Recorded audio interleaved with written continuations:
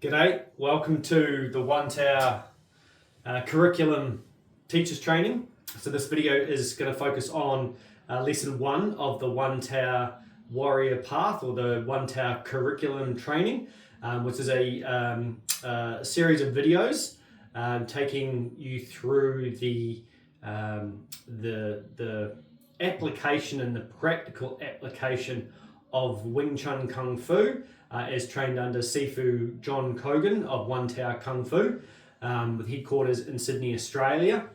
And this session here is going to be the first one of my teacher training modules, teaching the curriculum.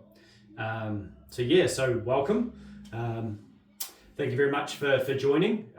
We bow like this in Wing Chun, with a fist and an open palm.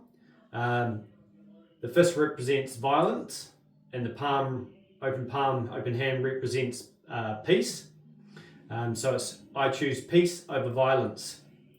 And there's a couple of other ways or other meanings associated to it, but you know, that's the one that kind of encapsulates what we try and teach in Wing Chun Kung Fu.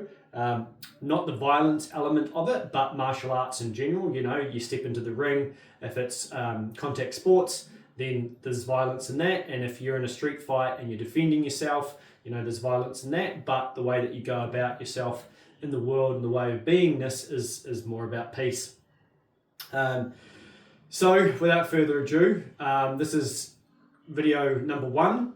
And this week we're going to cover stance. So, Wing Chun stance. How we measure out our stance in Wing Chun is we put our feet together, and depending on your flexibility, some people can turn their feet out like that, and so you pivot on your heels, then you pivot on your toes to create a triangulation. So with your knees, toes, hips, everything triangulated forward. So in Wing Chun, we use physical structures, the physics structures of circles, triangles, and straight lines. Straight line being the shortest distance between 2 points, triangles and circles being the strongest structures in physics. And that's based on an element, you know, you've got a triangle here with your arm, you've got a triangle here with your stance, turn side on, and you've got circles in all of these elements as well. So in your stance as well, there should be a line from your knee to your hip, to your shoulder, being a straight line, and that creates the way that you do your first form for your Sulam Tau form. And when you're getting into it, I'll go on an angle, maybe I'll try to get my feet in so you can see, but it's not a knees forward and sitting down, but it is a bringing of your hips forward, your center of your mass, and then you're effectively in your stance that way, ready to do your form, ready to do your form. I should say also that there's content in this video or elements that will be discussed in other videos, such as like theory, the internal element of our internal lineage Wing Chun Kung Fu from Grandmaster Chu Shong Ting, and the energy side of things, and then the practical application. So back to your stance. So feet together, hips forward, toes. So you can see, pivot. You can do that with your feet, or you can turn them out to the side, turn that side, and come back. And then so you're in your stance. It's triangulated forward. Everything in Wing Chun we target towards our bones, joints, everything towards what we call the power plane, which is where essentially our target is. So we're in a practical application, it's to our opponent's center. Not the front of them, but the back of them. The back, One Tower. So in your stance, once you've measured out your stance, the triangle position, triangulation, you're essentially targeting to where your kick would be. So wherever you would extend your foot to is essentially where your feet, knees, hips, legs, and targeting power plane, arms, target towards in your stance. And you've got your stance that comes up with your fists chambered in here. Now, it's important to not have them pointing down or pointing up, but pointing your fist towards your target, backed up by your elbow, supporting, driving it through, and your shoulder joint working to trigger that movement from your arm. And you can see how it is a triangle extended or a circle extending greater. And then we have our elements of what we call the state, which is your highest intention, your centering, your sensing, your syncing, and your seeing, accumulating into what we call the state. I won't go into that in the stance element in these videos, because there's a lot to it and there's a lot to cover. But essentially, the stance is your starting point for your forms, being your first form being the Su Nim Tao, also known as Su Lim Tao, but I believe Grandmaster Chu Shong Ting was calling it Su Nim Tao in his later stages of his career and his training and his life.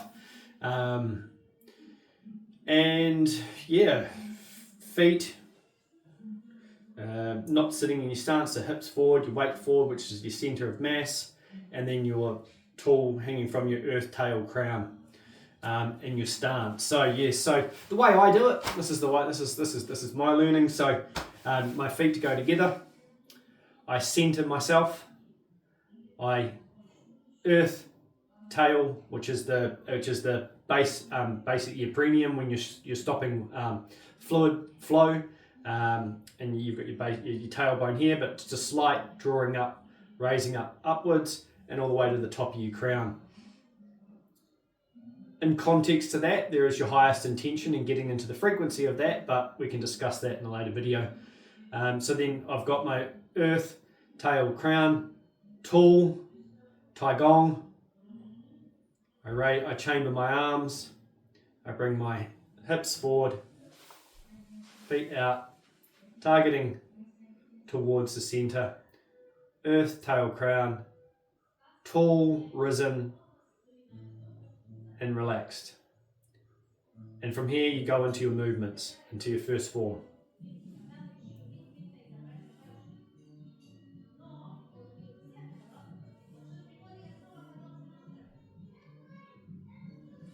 Etc. That's all. Your hands. So the way we start with our hands to get into that position is essentially we put them on our hips, and this is how we go into our guard, which will be the next video. We go up to our guard here, so we have a triangulation of our guard, but again, all triangulation points. So that's essentially our stance.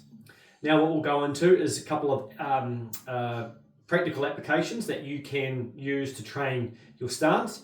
I'm going to focus on applications training solo by yourself, because at the moment I don't have a training partner close by. So again, this is one of the beautiful elements of internal Kung Fu and specifically our Wing Chun lineage, that you can actually practice a lot of this by yourself. And we do have a really cool online community which you can join and check out on School, which there'll be a link below this video. So if you want to join a community of really awesome humans that are all on their own paths in their journey, but they love Kung Fu, they want to learn Wing Chun, they want to learn about the energy work that we do, about the practical application of the Kung Fu, essentially looking at freedom, truth, and oneness, and having to spread and spreading peace, love, and Kung Fu,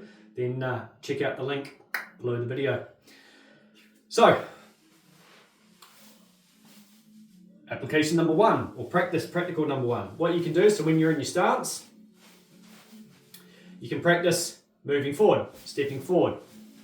So what you want to do is the movement. Now, you may think, oh, well, when am I going to do this in a fight, in a street fight? You need to differentiate the differences. When you're in a street fight, it is It is no hold bars essentially. But when you're training in your home, like I'm doing right now, or whether you're training in a dojo, training with a partner, that there's differences in how you apply that training. So for this one, this is essentially moving back and forward. And what this does is one, your earth tail crown, so it teaches you to move whilst you're centered. It helps you to move from your center of mass, which you learn about in the second form, in the Chum Q form. But moving from your center of mass so that your whole structure is connected, essentially skeletal structure is connected, and you're targeting everything forward. So you notice my when I move forward, my feet may not necessarily be pointed in like that. They can still be straight, but it's about training the intention for everything to be targeted. You don't want to be doing this, foot like there, and you don't want to be doing this. Hopefully the camera angle's not too bad on this one. I'm just trying to get the whole, my whole body into it. So see how I'm coming forward but dropping down? You don't want to be doing that. It's not a lunge. You're not doing lunges. Ooh, ah, no. You know, that defeats the purpose. Your center of mass in combat and practical application, my center of mass is going forward and down. Forward and down. What we want to do is forward. Forward. Forward towards your target.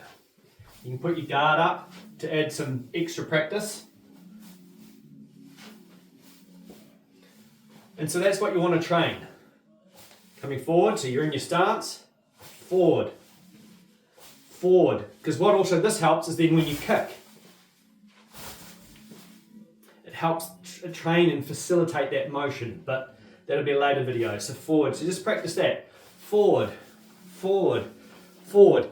What you want to aim on is not when you come forward, your center doesn't wobble. You're not doing exaggerating. This. Or that. Or this. It is forward. Forward. Forward. So practice that, have fun with it. Most important thing is to stay in state whilst you are doing it. Simply put, feel good. Feel good doing it. Feel good moving your body.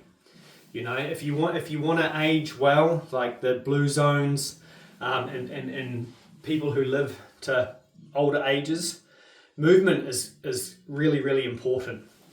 And so this is one way of teaching your body and training your body on how to move. How to move effortless power. How to move in a powerful, effortless way. Because essentially, Wing Chun Kung Fu was developed where a smaller person could overpower, outmaneuver, and defeat a bigger person. So it's about efficiency of movement and efficiency of effort. So practice that one. Number 2. So another application that you can do, a practical application for your guard.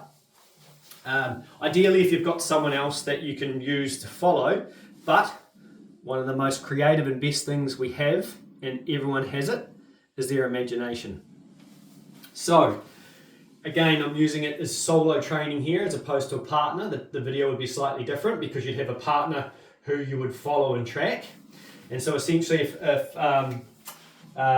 say the mook here, if the mook was my partner, the mook would be moving around and I would be tracking the mook, staying in my guard. So, staying in my stance, sorry. So, stance, and you can either pivot moving around, so you follow them, you track them as they move, and then you track and follow as they move. But for when you're training at home, so you can just do an easy exercise where you do the first exercise, moving forward, but then you can change directions and imagine someone is moving around and you're following them, you're targeting them. And it's a little bit tricky in a smaller room with the camera just in the portrait view there. But essentially you're just pivoting. So you're adding turning. So you're stepping forward and then you're turning. Keeping everything that you learnt from previous lessons of targeting, moving centered, doing that, but moving. Eventually you need to learn how to move from your center of mass. But that comes with later practice. But essentially, just practice. Imagine that you are shadow boxing or following the opponent with everything intended and focused forward. So yeah, that's the second practical application you can do with your guard and your stance. Basically training your ability to stay triangulated. Eventually, you'll be walking down the street and everything's triangulated and targeted, but baby steps. In order to cultivate the right condition, you need to practice the steps, and it is, I guess, an element of making it physical, and then making it conscious, and making it then subconscious, right? Kind of like how you drive. When you're driving somewhere for the first time, you really need to know where you're going. But once you've done it 100 times, you get to your destination, you're like, oh, how did I get here? So similar things, practice, training, and cultivate your condition every day. And that's, like compounding interest in the bank. That's how it becomes greater. So thank you very much for your time and watching this video, and peace, love, and Kung Fu.